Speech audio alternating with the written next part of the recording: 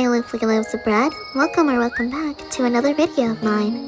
My name is Loaflie, and today I'm going to be using the new customization feature where you can select any dragon from the Dragonpedia within the menu and customize it however you like. But why am I going to be doing this today, you may be asking? Well, other than my pure white customization video series, I would like to start a new series called Characters as Dragons, where I turn dragons from Dragon Adventures into characters from other medias. Today I'm going to be customizing some dragons as the girls from Demon Slayer, an anime that I've cherished for a while. Obviously, not all the characters will be shown in this video, so if you have any suggestions for my next video where I do this for even more Demon Slayer characters, please drop it in my comment section. And without further ado, let's begin!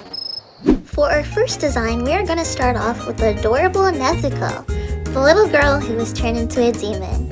She is a cute character and I was excited to do her first.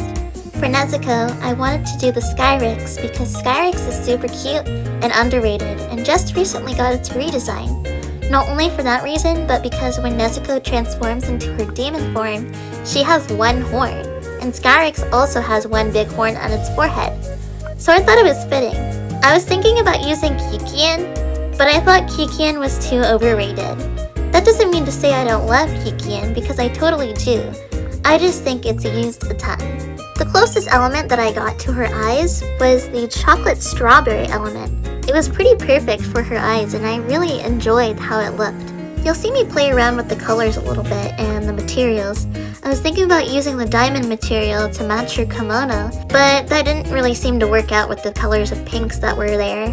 Sometimes this can be seen as an issue, and sometimes this can be seen as not an issue, but when using specific materials, the color that you have a material with can either be darker or lighter depending on what material is chosen.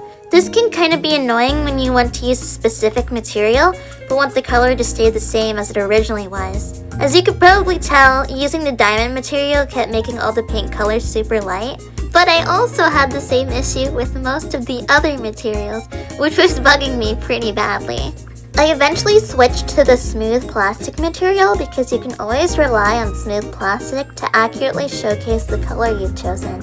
And once I found the perfect color, it was just a matter of what material I was actually going to use.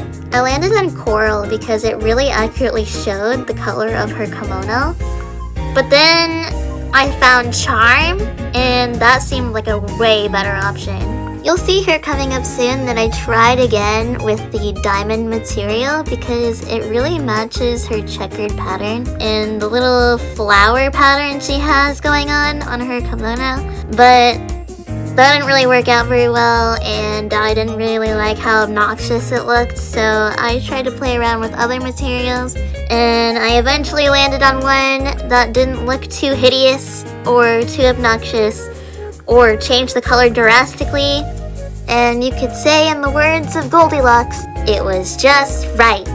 I will agree right now that once looking at all the materials from Dragon Adventures, it seemed pretty limited, but then I landed on Quilt, and I was like, this is the perfect texture for her kimono. But then I saw Patches, and I was like, this is pretty good too. But I didn't end up liking how Patches looked, and I thought Quilt looked better, so I chose Quilt in the end. Okay, so the color of her kimono is done.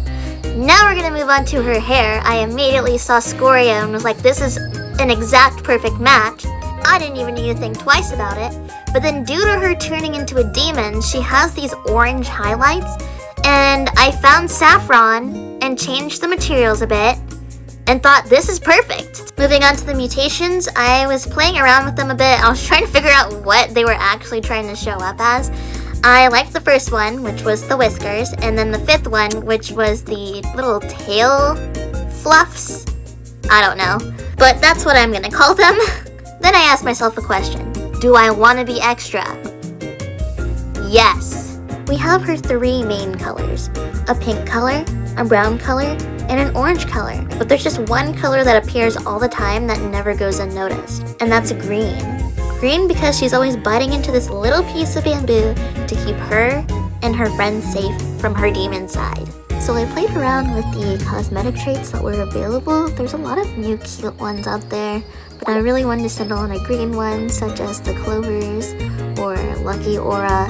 And I was looking at the Fluttering Aura for just a little bit. I wanted to see how good that looked. It was pretty cute, but not what I was looking for. So I kept going, and I eventually ended up on determining which ones were worthy for Nezuko.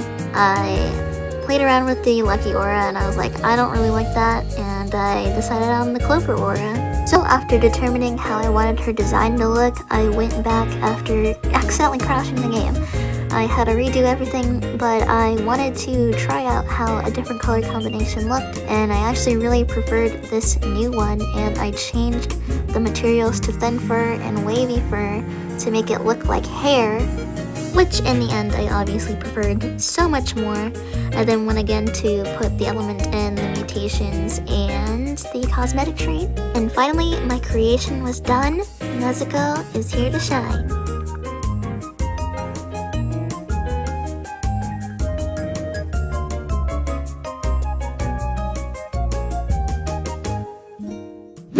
Next up, we are doing Shinobu, the insect Hashira. Bless her soul, I love her to pieces. Although she's not my favorite character, she is still an icon and a queen.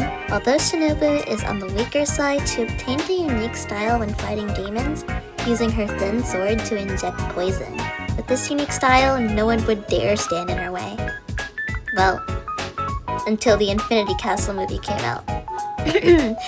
Anyways, for Shinobu, I decided to use the Aterolix, the new developer dragon that came out just recently. For obvious reasons, I used this dragon, like come on, butterfly. I originally wanted to stick to her most prominent colors, a purple and a black color. I changed up the materials so that I could clearly see what color I was technically getting, and then I realized something important to me about this design. Yes, she has purple as one of her main colors, but what really stood out was her kimono, leg warmers, and her butterfly hair clip. So I stopped to think about it, and I thought about it pretty hard. And then I wondered, these were colored to represent a butterfly. And what dragon am I using? A butterfly dragon. It only felt right to change the colors to match this about her design. It almost felt like this was her true form, being a butterfly as the insect Hashira. So yeah, I did switch it up, but don't worry, I'll still apply some purple onto her as that's one of her most iconic colors. I just felt that putting a green and a pink color from her butterfly clothing just made so much more sense, and I was in a much more comfortable position with this color palette. It felt fresh and not as boring as well. We only get to work with 3 colors, and purple, black, and white were already the default colors of this dragon. For the materials, I decided to use Terrascale because I really liked the spotted effect, and then I used ice for the other materials. Moving on to the element, her eyes are obviously purple, so I wanted to give the purple effect. Finally, I get to put purple in this design. There were only so many different purple elements that I could use, and I really liked almost all of them, but they weren't exactly the most dark purple as her eyes, so I really went with the darker colored purple elements. Between it all, I was really getting a little distracted because I wanted to see what literally any of the elements that had 1 ounce of purple in them would look like. I could not skip any. In the end, it was between Antimatter and Fear, but I ultimately chose Fear because Antimatter was way too dark for Shinobu. For the cosmetic trait, I settled on the Enchanted Meadows. When I first saw it, I knew I had to use it, and guess what? It also has some purple in it, which really ties this thing together so perfectly. But I obviously used this cosmetic trait because it has butterflies, and again, Shinobu is an insect Hashira, and literally wears a butterfly hair clip and has clothes that mimic that of a butterfly. So it was a no-brainer. But as a bonus fact, whenever Shinobu uses her breathing technique, aka what she uses to fight with, butterflies surround her. So this was also a really nice touch. Moving on to the mutations, I really liked all the mutations. Although I did struggle to figure out what the second mutation was supposed to be, I had to look it up, and eventually I found out that it was these little stars on the horns. But I ended up using them all, and then Shinobu was done.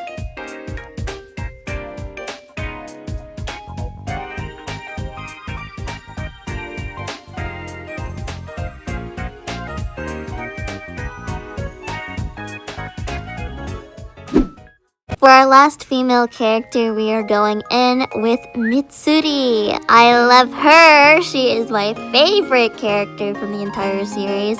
Other than Nezuko, I think Nezuko is my second favorite. Anyways, I chose Cutie Patoo because Mitsuri is the love Hashira. So it just made sense. It just made sense, okay? Other than being known as the love Hashira, she's also known for her immense physical strength. She's also the most cheerful Hashira in the entire group, and she has a very unique katana that is like a ribbon. So when she uses it, it kind of whips around, kind of like a whip. Well, I guess that was pretty self-explanatory, but her sword is actually called the Nichiren Whip Katana, and it functions like a flexible sword whip capable of quick, long-range attacks. So I thought that description fit Cutie Patoo as well, because as you can see, Cutie Patoo has a bow on the back of its tail, and what are bows capable of? Long-ranged attacks!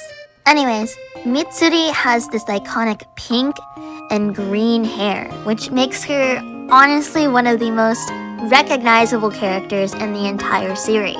Ultimately, the green was giving me a very horrendous time. I couldn't decide what I wanted, and all the greens were either too bright or too dark. And then I landed on cactus, and that was literally perfect. I don't know how I found that. It was like a gold mine. For the materials, I wanted her hair to look like hair like I did for Nezuko. So I messed around with the materials a bunch, and then I kind of decided I don't really want to do that. I don't like it. So I picked glass. Other than the pink and green colors, I chose white because she has white in her design, and then I wanted to go with some sort of fabric for the white because her clothes are white. So then I found velvet, and that seemed to be a pretty decent and perfect fit. The next process was the element for her eyes. Mitsuri has green eyes, and there are quite a few green elements to choose from. So when I was looking through them all, it almost felt overwhelming. Like, what was I going to choose out of so many different greens? I really enjoyed how the moss element looked because it felt soft and matched with the green already so much.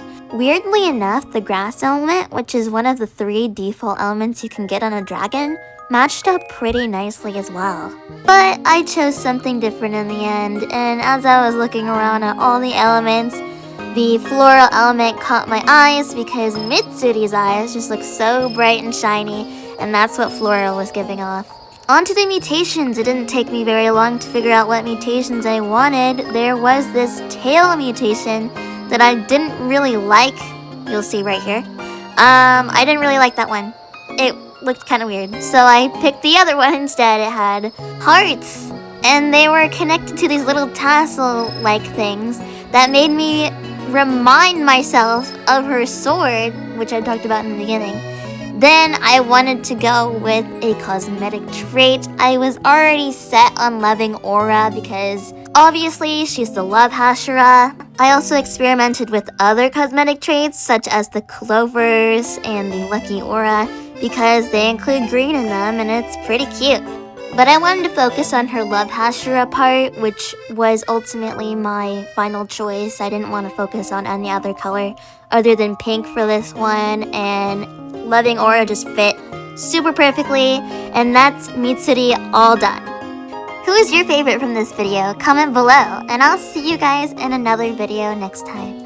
Love you so much, and goodbye!